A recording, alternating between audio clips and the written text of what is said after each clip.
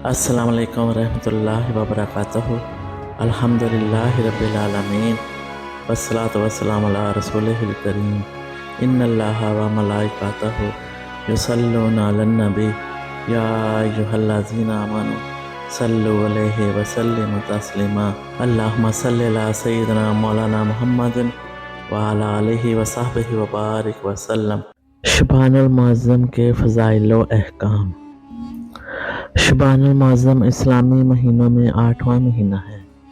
ये महीना अल्लाह रब्बुल इज़्ज़त ने अपने बंदों को अपनी रहमत अता करने के लिए दिया है। इस माह मुबारक में बहुत खैर और भलाइयाँ हैं। इस वजह से हर दौर और हर ज़माने में हमारे इस्लाफ, हमारे बड़े इसका इंतज़ार भी करते रहे और गुनाहों से बचते और इबादत भी करते रहे।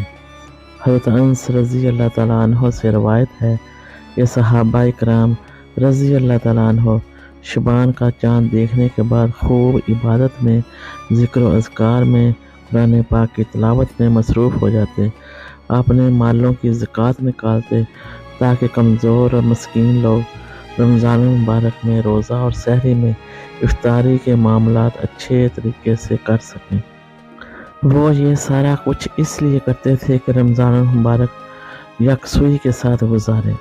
शबानुल मुअज़्ज़म का महीना मुबारक महीना बहुत बरकतों वाला महीना है। इस माह मुबारक में रमज़ान मुबारक में दाखिल होने के लिए अपने आप को तैयार किया जाता है। आप सल्लल्लाहु अलैहि वसल्लम दुआ मांगते थे कि रब्बुल इज़्ज़त रजब और शबान में बरकत अता फरमा और हमें खैर व आफियत से रमज़ान मुबारक तक पहुँचा। हज़रत अनस रज़ी अल्लाह ताला अन्हो से रवायत है कि माह शबान को शबान इसलिए कहा जाता है कि इस महीने में रोज़ा रखने वालों के लिए बहुत खैर व बरकत और भलाई रखी है। इस माह मुबारक में अल्लाह रब्बुल इज़्ज़त के यहाँ 15 शबानुल मुअज़्ज़म को हमारे पूरे साल के अमाल अल्लाह रब्बुल इज़्ज़त की बारगाह में पेश किए जाते हैं। वो काम जो हमें शबानुल मुअज़्ज़म में करने हैं वो ये हैं। शबानुल मुअज़्ज़म में बरकत की और उसकी रहमत की और उसके ख़ास फज़ल व करम की दुआएं मांगते रहें। शबानुल मुअज़्ज़म में रोज़ों की कसरत करें। आका करीम सल्लल्लाहु अलैहि वसल्लम रमज़ान मुबारक के अलावा वो सबसे ज़्यादा रोज़े शबानुल मुअज़्ज़म में रखते। आका करीम सल्लल्लाहु अलैहि वसल्लम ने कहा, रमज़ान मुबारक के बाद सबसे ज़्यादा फजीलत वाले रोज़े शबानुल मुअज़्ज़म के हैं, तो हमें भी शबानुल मुअज़्ज़म में कुछ रोज़े रख लेने चाहिए। दूसरी बात ये कि 15 शबानुल मुअज़्ज़म को बंदों के अमाल अल्लाह रब्बुल इज़्ज़त की बारगाह में पेश किए जाते हैं। आका करीम सल्लल्लाहु अलैहि वसल्लम फरमाते हैं कि मेरे अमाल इस हालत में उठाए जाएं कि मैं रोज़े में हूँ।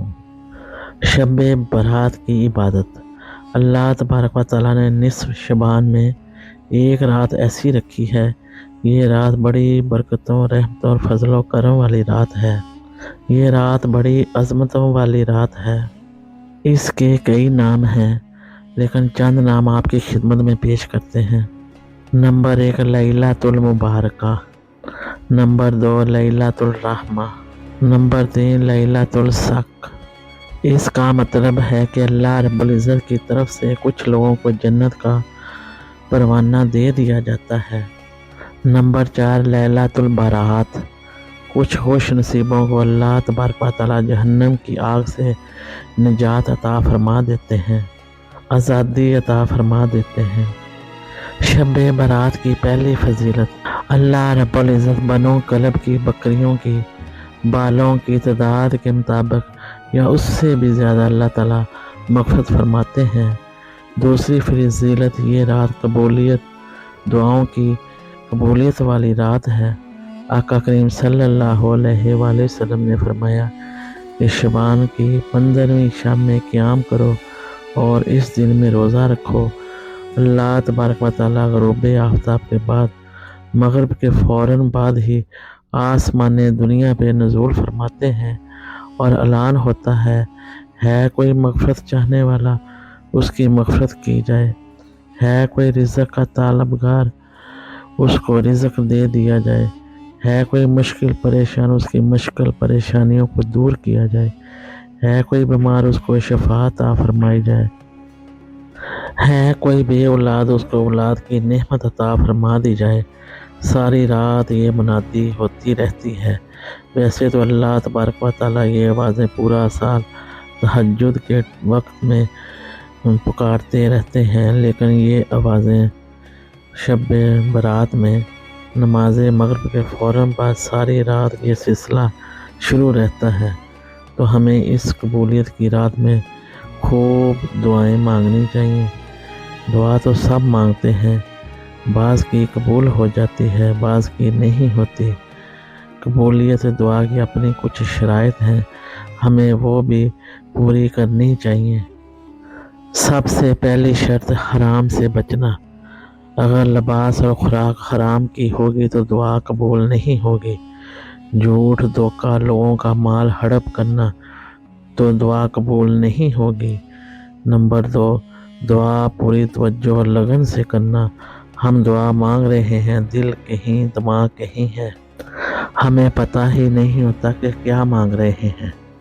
ہم میں سے اکثر لوگوں کا یہی حال ہے، دعا کے لیے ہاتھ اٹھائے ہوتے ہیں، توجہ ادھر ادھر، اپنے رب العزت کے حضور توجہ نہیں ہے، ہمیں معلوم ہی نہیں کہ کیا مانگ رہے ہیں۔ توجہ اور یقین کے ساتھ مانگی گئی دعائیں کبھی رد نہیں جاتی۔ نمبر 3، قبولیت دعا کے لیے امر بالمعروف اور نہی عن المنکر کرتے رہنا چاہیے۔ نیکی کا حکم دیں اور برائی سے منع کریں، ان کی دعائیں قبول ہوتی ہیں۔ ہمارے معاشرے میں کسی کو نیکی کا حکم دینا بہت کم ہوتا جا رہا ہے اور برائی سے روکنا تو اور کم ہوتا چلا جا رہا ہے۔ ہمیں یہ دونوں کام حکمت اور بصیرت کے ساتھ کرنے ہوں گے۔ تو یہ 3 شرائط ہیں قبولیت دعا کے لیے۔ شب برات کی چوتھی فضیلت۔ اس رات سال بھر کے معاملات کے فیصلے ہوتے ہیں۔ حضرت عائشہ طیبہ طاہرہ رضی اللہ تعالیٰ عنہا کو آقا حضور صلی اللہ علیہ وآلہ وسلم نے فرمایا کہ آپ جانتی ہیں کہ 15ویں شب میں کیا ہوتا ہے؟ آقا کریم صلی اللہ علیہ وآلہ وسلم نے فرمایا کہ بنی آدم میں سے ہر وہ شخص جو پیدا ہونے والا ہوتا ہے اس سال میں لکھ دیا جاتا ہے، اور جو اس سال دنیا سے رخصت ہونے والا ہوتا ہے اس کا بھی لکھ دیا جاتا ہے۔ تو 15 شعبان میں، اگلے 15 شعبان میں ہونے والے تمام معاملات لکھ دیے جاتے ہیں۔